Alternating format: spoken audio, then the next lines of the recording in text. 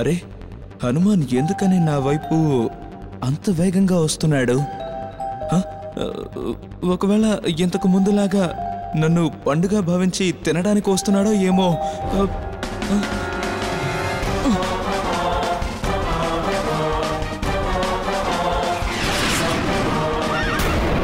నమస్కారం సూర్యదేవా. భయపడకండి, నేను మిమ్మల్ని నా గురువుగా చేసుకున్నట్టుకు వచ్చాను. నన్ను మీ శిష్యుణ్ణి చేసుకోండి. హనుమాన్, నువ్వు ఇప్పటికే మహాజ్ఞానివి. నీకు ఈ గురువు అక్కర్లేదు. అయినా సరే నేను దానికి సిద్ధంగా ఉన్నాను.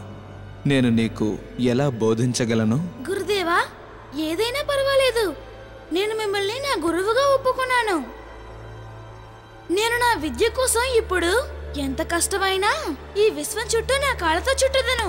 అలాగే అయితే మంచిది, కానీ నేను నిన్ను అస్సలు ఆపలేను.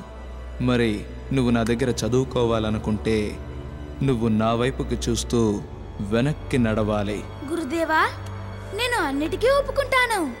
దయచేసి మొదలు పెట్టండి.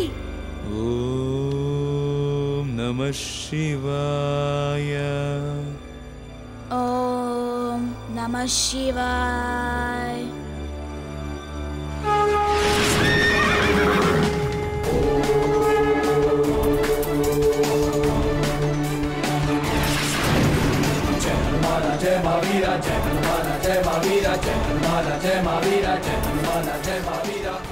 ఈ విధంగా హనుమంతుడు వెనక్కు నడిచి వేదాలను మరియు గ్రంథాలను బాగా బట్టి పట్టాడు. సూర్యదేవుడు కూడా సంతోషించాడు. హనుమా, నీలాంటి శక్తివంతుడైన మరియు జ్ఞానం కలిగిన శిష్యుణ్ణి పొందినందుకు నేను ధన్యుడనయ్యాను.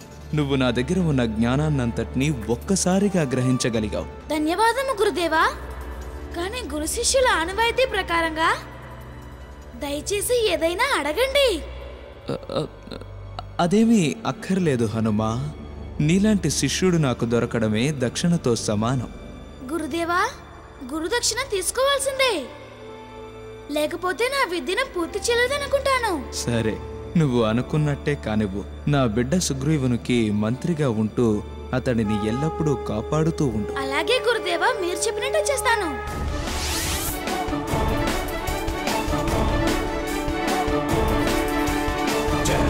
जय महावीरा, जय हनुमान, जय महावीरा, जय हनुमान, जय महावीरा, जय हनुमान, जय महावीरा।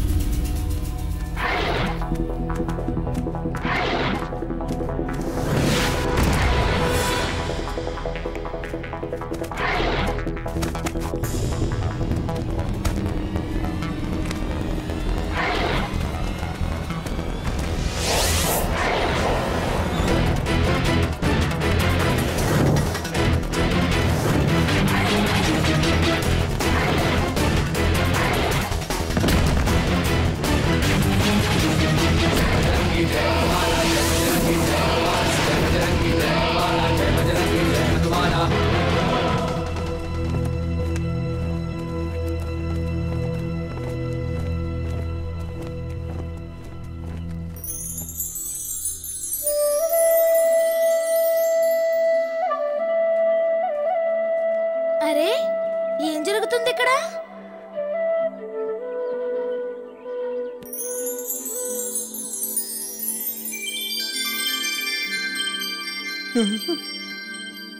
దేవుడా దేవుడా, ముసలి వల్లే ఉన్న ఈ రాక్షసులు ఈ ప్రాంతం అంతా నెత్తురు మడుగు చేసేశారు. అవి ఏ సమయంలో ఎవరి మీదైనా దాడి చేస్తాయి. ఒక్కోసారి వారిని ఆ గుహలో ఉన్న భయంకరమైన సరస్సులోకి తీసుకువెళ్ళి వాళ్ళని చంపి తినేస్తాయి.